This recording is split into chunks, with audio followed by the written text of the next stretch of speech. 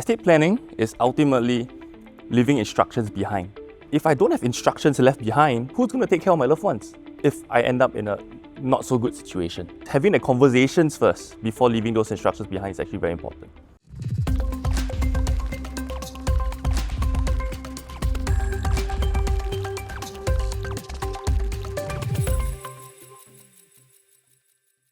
In a recent study commissioned by St. James's Place Asia, based on 2,000 online interviews in Singapore during February and March 2023, half of the participants lacked a wealth transfer plan and 55% lacked a formal will.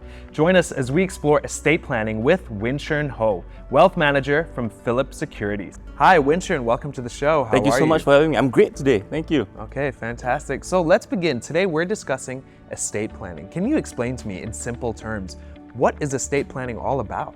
Estate planning is ultimately leaving instructions behind, because there are situations where I'm no longer around, but my wealth, my assets are still around, and I need to transfer them to my beneficiaries, to my loved ones. So taking away all the jargons you may hear when you listen to estate planning videos, beneficiaries are my loved ones and I want to take care of them because I'm doing it while I'm alive. And when I'm no longer around, how do I make sure they're taken care of? Is leaving those instructions behind. I like how you've made it so simple, leaving instructions behind.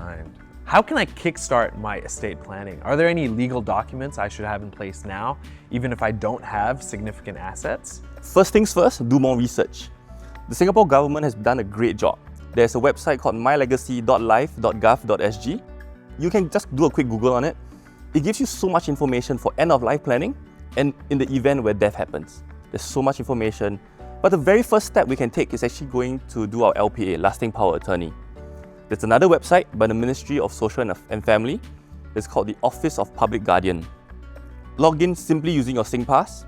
Follow step by step, filling up all the information. All the YouTube videos are there for how to do this planning. So there's so much information out there already. It starts with research, followed by doing an LPA. Having the conversations first. Start talking to our parents. Hey, mom, dad, have you done your LPA? What if one day you have early onset dementia? Who's going to access your money? Who's going to access your properties?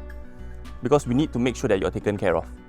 Always talk about taking care of somebody first before you talk about the money, because in Asian context, money is a very sensitive and touchy topic. With an LPA, go to the website, follow the steps with your SingPass.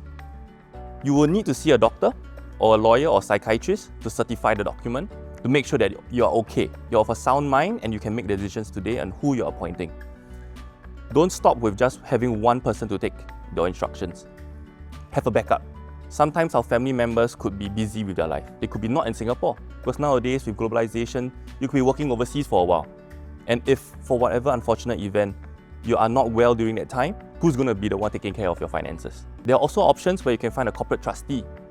You go to MAS website, you can search trustees in Singapore. There are a list of 65 of them today in 2023. You can reach out one by one to see if they are willing to take up this responsibility, or you can choose another loved one as a backup. Then we move on to the next items. LPA done, move on to CPF. Next easy step, we can do CPF nominations. You can log in your My CPF app using your SingPass again. Go to CPF nominations and select who you want to give, and it's a percentage.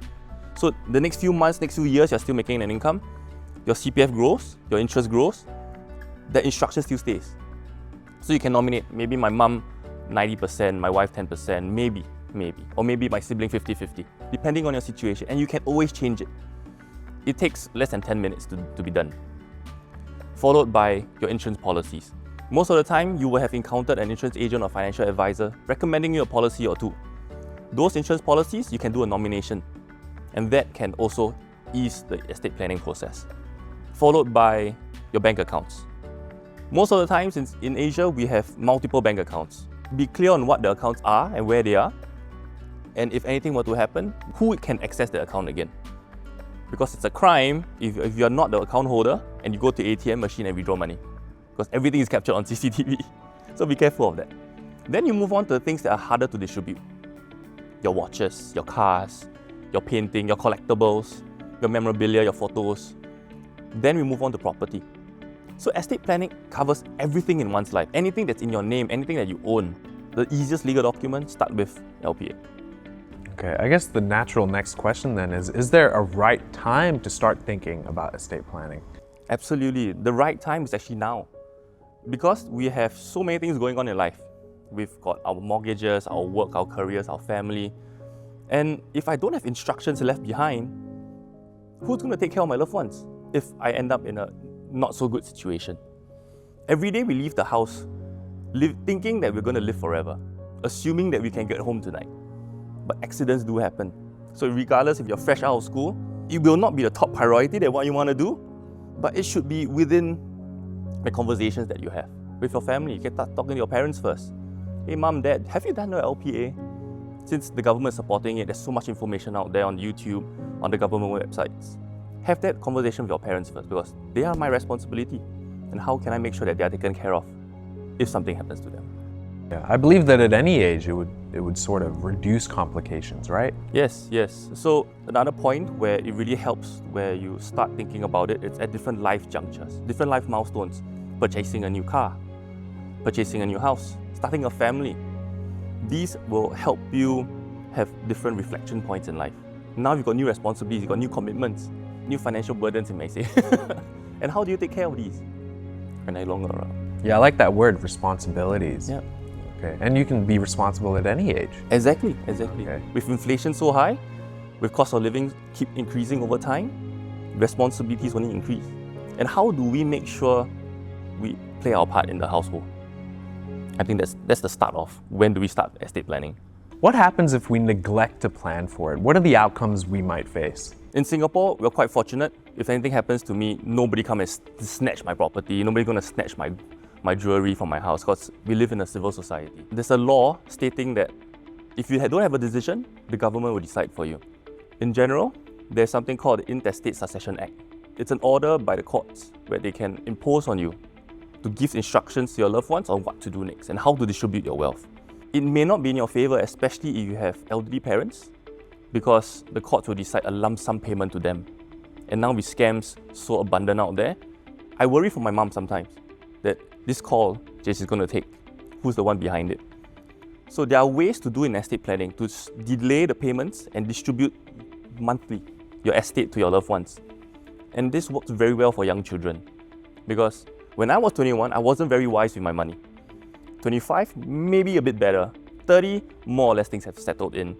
But imagine inheriting a 6-7 digit figure at 21. What would we be doing with that money? And would I want that for my child? Would I want that for my loved ones? So that's the question we can ask today. Yeah, it's about thinking for the day after tomorrow. Yeah, the day after I sleep and don't wake up. Right. Okay. It's a bit morbid, but it's something that needs to be discussed, just like we are. Absolutely. Okay. So just have fun, have a couple of drinks, enjoy yourself, bring that topic along. Have you done your LPA? Right. Let's leave some instructions behind. Yeah, leave some instructions behind. Like, who's going to take care of your loved ones? Right. Let's be responsible in the event of unforeseen Absolutely. Circumstances. Life happens. Let's sum it up. Any final advice, Winshern? Start having these difficult conversations today, because if we leave it till our loved ones are no longer around, especially for our elder parents, and we leave it till when they're not there, conflict may arise. You read newspaper articles saying that this family, siblings go to courts, grandchildren and grandparents fight each other in courts. Don't delay having these tough conversations, because it will impact the people you're loving today. And when I sleep and I don't wake up, what are these instructions I leave behind? And can they take care of my loved ones? Because I'm working so hard today for them. That's the most important thing. Thank you so much for sharing. Thank you. Winshern. It was great talking to you. Thank you. Fantastic. We'll talk again soon. Yes, absolutely. Estate planning is vital, offering peace of mind by safeguarding assets and minimizing legal complexities. By ensuring your wishes are met and reducing financial burdens, it secures a stable future for you and your loved ones. You've been watching Teatime Tuesday. Until next time, keep seeking knowledge and financial empowerment.